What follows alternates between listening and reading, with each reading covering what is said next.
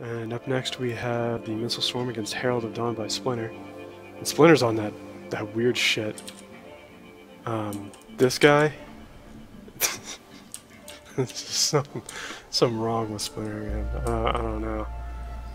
But, you can see Splinter's taking advantage of the modular cannons. He also has the Super Spinner here, which I think this is actually the Herald of Dawn that the fleet is named for. It doesn't actually spin that fast most of the time, but the guns that it's firing are slightly offset, and so when it fires it gets a huge rotation boost, and that giant flash is actually his spinner shooting at things. This thing is ridiculous. There's something wrong with Splinter. Man, it's crazy.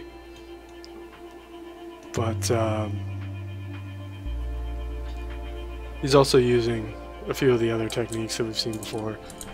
He's using both the waffling technique, which is mainly what generates the space, and he's using the thinner struts to keep the ship light so he doesn't have to invest as much in thrusters.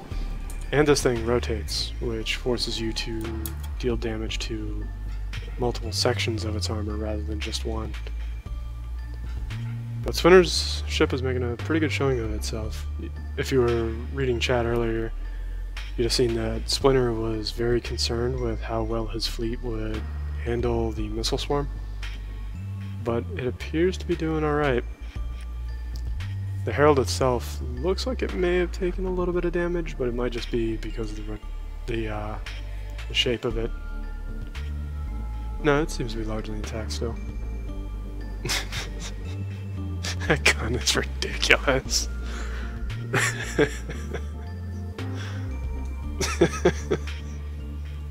The ship, man. It's absurd. Splinter always finds ways to do a whole lot of weird shit with whatever he's working on. You may have seen some of his other submissions from the deluxe tourney. The hell? This is the slowest moving projectile. But that should give you an idea of how much damage those projectiles do compared to, you know, sane projectiles. They're just ridiculous. But if you're familiar with the Reassembly community, check out Deluxe Gaming if you haven't already. Deluxe actually did a tournament recently. It was his 11th tournament, and he did a Titan bracket. There was a regular bracket too, but in particular, Splinter's submission to the Titan bracket was extraordinarily impressive. The ship's name was Green Phosphorus. If you feel like scrolling or just want to watch all the way through, the Green Phosphorus was a hell of a ship. I'm not even going to spoil its secrets. You should just go watch it.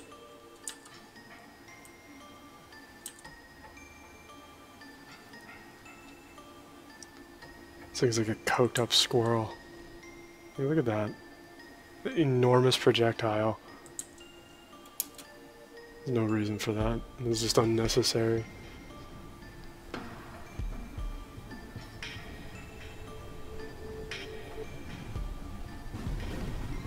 But it does appear that round one is going to go in favor of Splinter.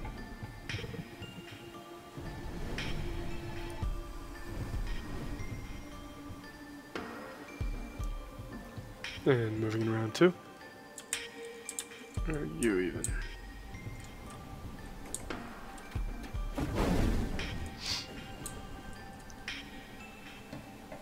You guys are just diversions. So, Jesus, it's already killed 20, or like 40 of the missile swarms. So this guy here will also do the circular missile thing I was talking about. For anyone who's seen it and isn't sure what it is. Does it have a factory on it? Yes, it does. I've got to build more blockers.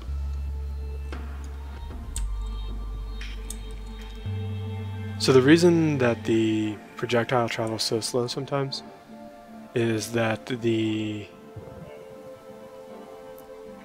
projectile inherits the momentum of the thing that shot it. So if the ship is sliding backwards or rotating away from the target, it subtracts from the effective muzzle velocity. And as you can see, it can bring a bullet basically to a stop. And at the same time, if you spin toward where you're firing, you'll actually increase the effective muzzle velocity. One of the easiest ways to actually do it, to demonstrate it so that people can see it, is to put plasma cannons on, is to just take a ship and build some lines outward, put some plasma cannons on the arms, and then cause it to rotate. You'll notice that any arm that's going toward the target fires faster projectiles, and any arm that's moving away from the target will fire slower ones. So if you are wondering why sometimes the Herald's shots are so slow, it's because he's rotating away from the direction of the cannon, as you can see here. And he actually has 3 cannons, but they're all offset to give him...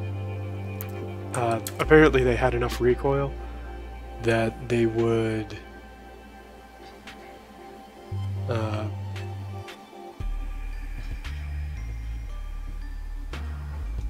they apparently had enough recoil that they would launch the Herald outside of the arena, and Heraldodon takes it.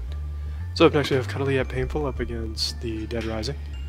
And Dead Rising did a very good job in the first round with its point defense, and Cuddly at Painful was a bit short on point defense himself. But Dead Rising isn't using a swarm of ships, which means the snipers are going to have a bit of a better time. As you can see, their shots finding purchase and dealing quite a bit of damage very quickly. Yeah, that is brutal.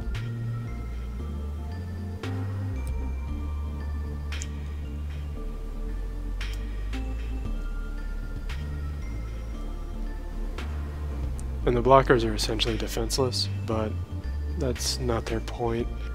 The blockers that Dukeslayer is using are very inexpensive. I think the snipers are almost 8k or something like that by themselves. The blockers are quite literally just there to distract the enemy for long enough that the snipers will have a chance. Dukeslayer had mentioned that he built this fleet to counter what he most expected to see, and looking at how this fight is going, I think what he was expecting was almost exactly what Shekel has brought.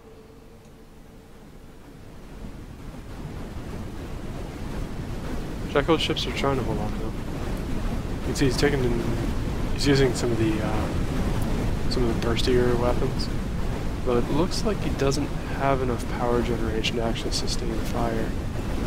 And you can see he's using quite a few generators, but the new Terran Republic's turrets will consume all of the power you feed them, basically.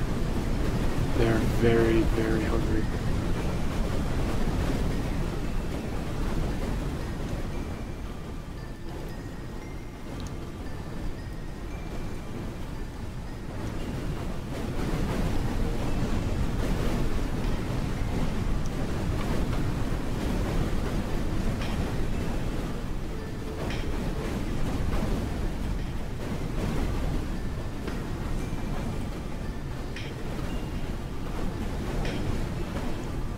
And for anybody who's not really watching, Duke and Splinter are talking about some of the specifics of how projectile phasing works. Another reason I wanted to get Twitch chat up here.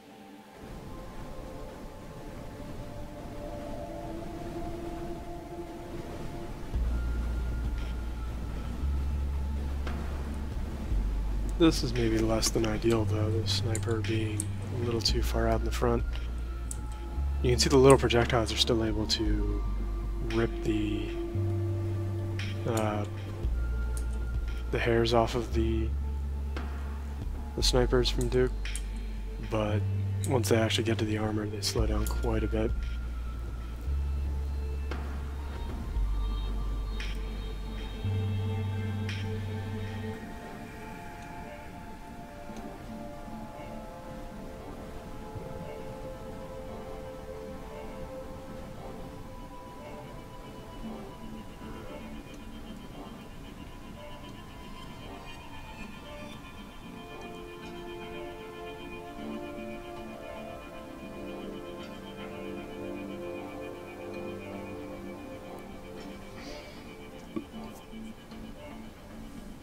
Yeah, round one went very confidently in favor of Dukeslayer, and even though one of Duke's ships has decided that it wants to be a ramming vessel rather than a shooting vessel, I suspect this round is probably also going to go in his favor.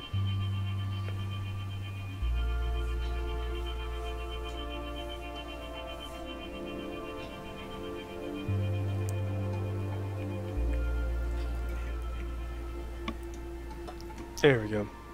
Now the ship remembered it has guns.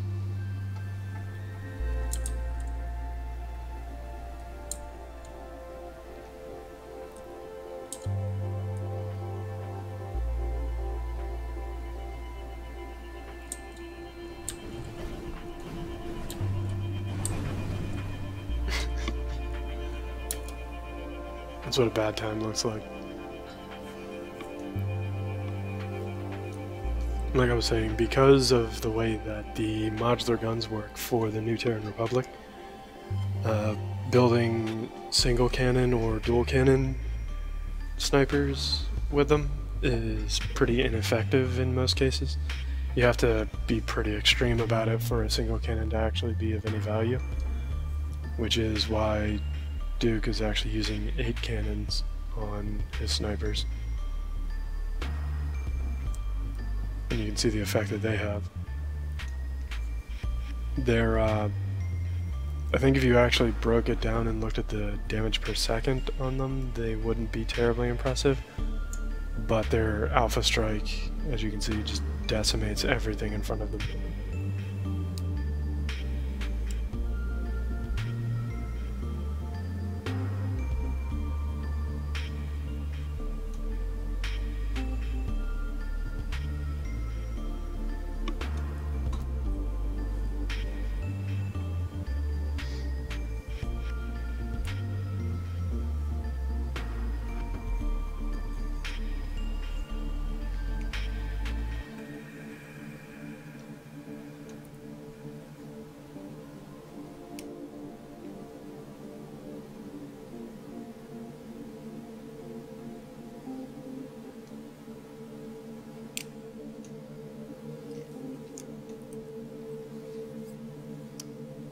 Yeah, it looks like round 2 is going to go in Dukeslayer's way. And you can see him just punching holes in things. Even with his lack of point defense, it looks like he's still doing pretty well in the tournament. Mostly because even though he doesn't have an abundance of point defense like some of the other fleets, he's able to deal with the missiles by using waffling structures instead. So the missiles themselves are a lot less effective. They have to dig through all the little exterior struts, and then when they get to the actual armor, there's just more waffle.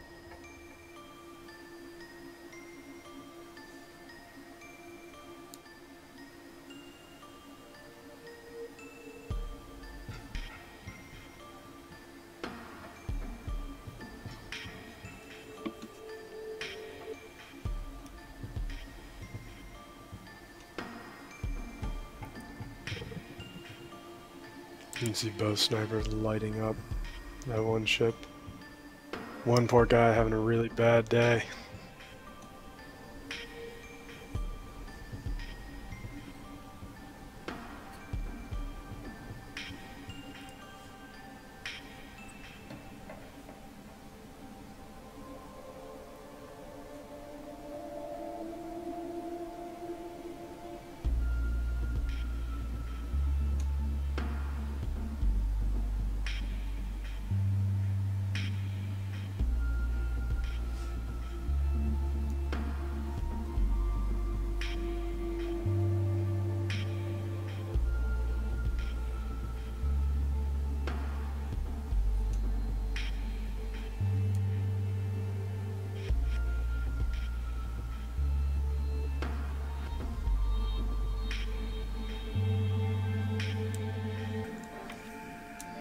And it looks like we have another sniper, or no, a blocker growing. It's got shot out by one of the snipers. Although there is actually a sniper going as well.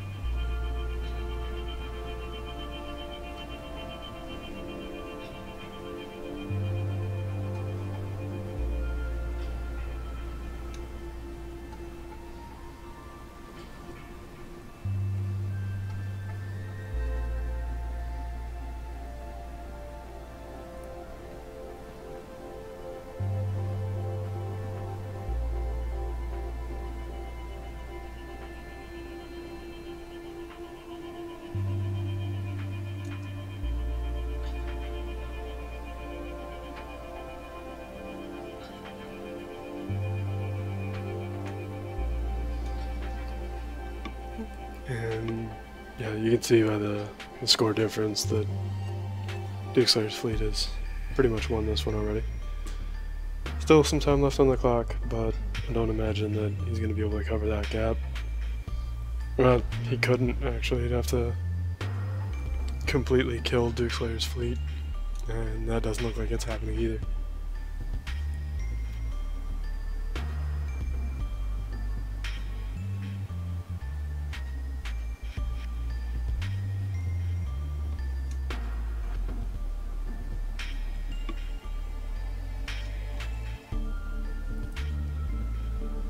Yeah, as I mentioned before, Shekel, when he submitted this fleet, it was a 20k fleet, and then a balance change went through on the mod and caused his fleet to spike up to about 24k. But because it was 20k when he submitted it, allowing it to stay in the tournament.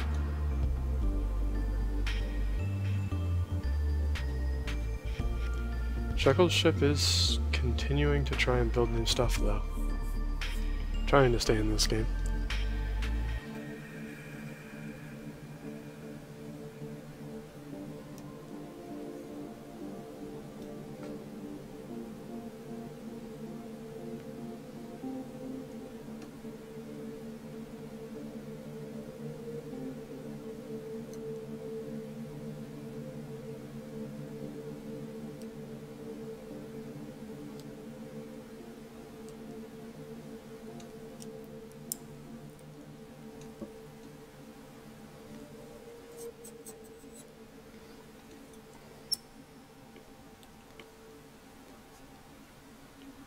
And Dukeslayer wins match.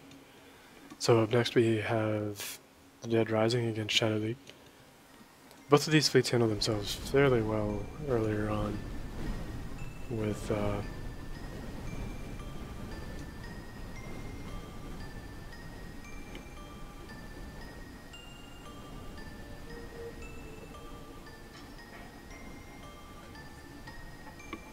although with Shekel relying more on shields and Icemourn relying more on armor, I'm inclined to give the advantage to Icemourn. Generally speaking, armor provides more damage mitigation than shields, and because it's cheaper to supply thrusters to move armor than it is to purchase and power shields, you generally get more for your budget out of armor, which leaves more for weaponry.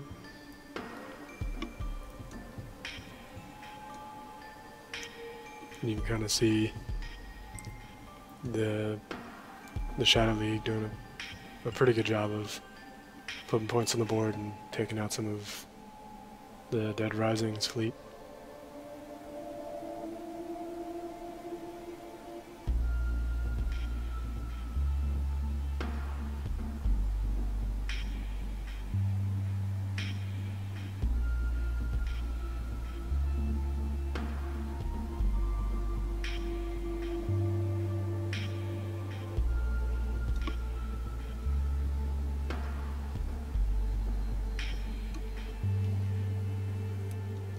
Although Shekel is revealing that he is not out of it yet.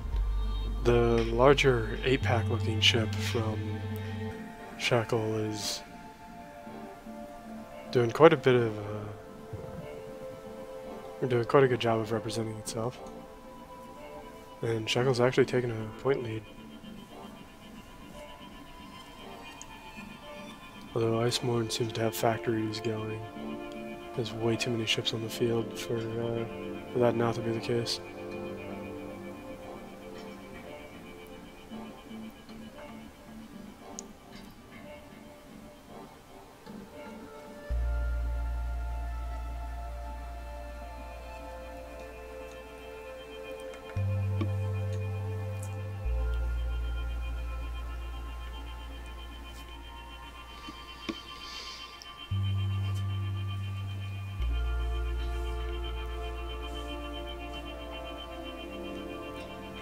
That APAC just will not leave that other ship alone, though.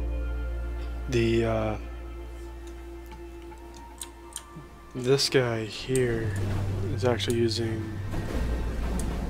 some sort of forward-mounted charging weapon. I think it's a laser of some variety. But he can't actually do anything with it because he's spending the whole time on an angle trying to run. And then we've got guys like this one here just hanging out, not helping. Look at him. You're the worst kind of person. But, ooh, now that there's some relief for that guy, or for the forward mounted weapon, we might actually be able to see it do something here in a moment. Or perhaps not. See. Nope, it just decided to drive too close and crash into a wall.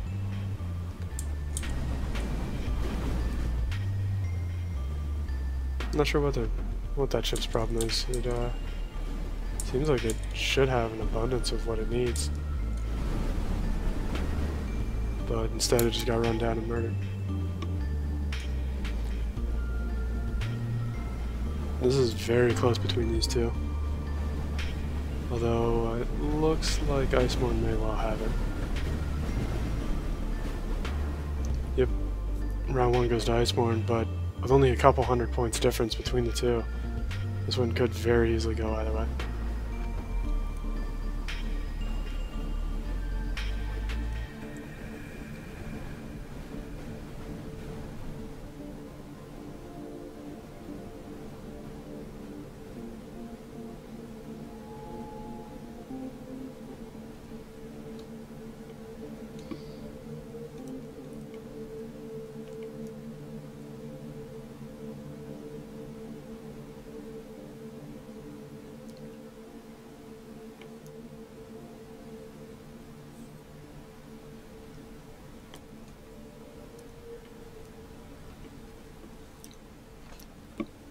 Though, unlike the last round, Shekel's actually taking a very big early lead, with only one ship lost and scoring a ton of points.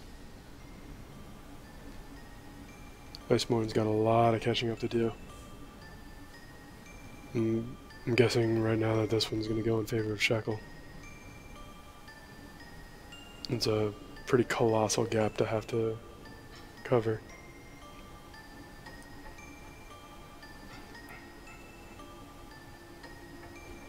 And the 8-pack from Shekel is keeping a lot of continual pressure on the enemy at all times. That kind of effect is not to be underestimated either. It prevents armor from regenerating, and that is actually the one advantage that shields really present, is that they can recover while under fire. Whereas armor, you need the ship to stop taking damage for a little bit, otherwise the armor will just stay damaged. Yeah, here you can see it, a very dominant round 2 in favor of Shekel.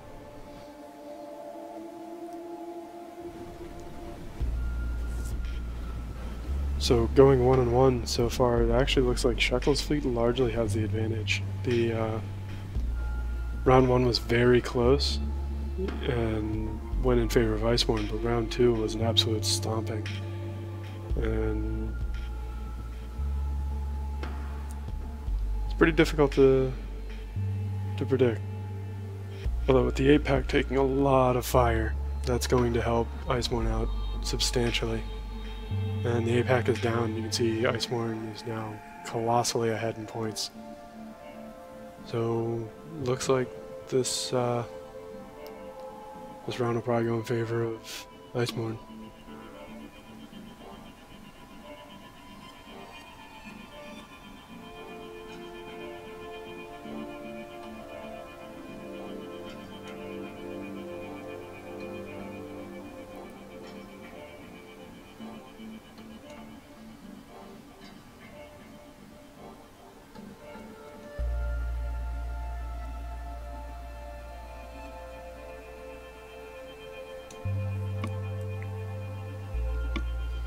Still 2 minutes on the clock, but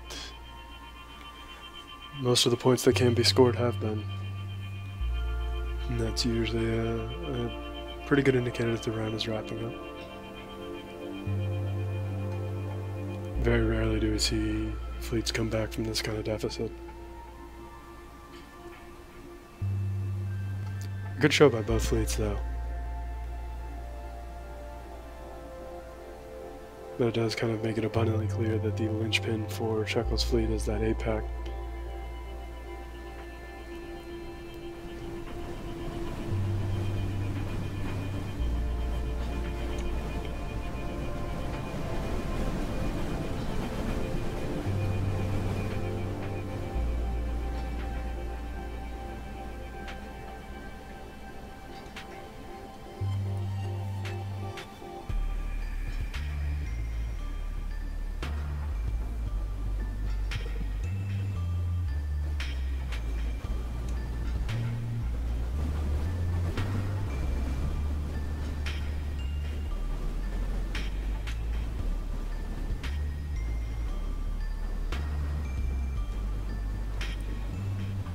One poor ship's trying to be a superhero.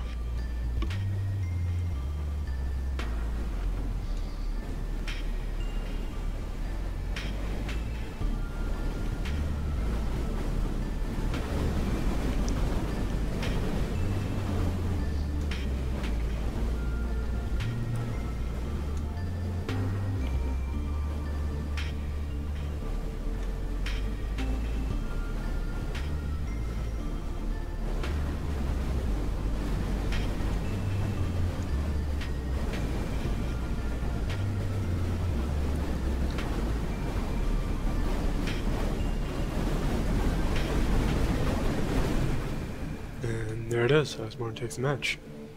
A good show by both fleets.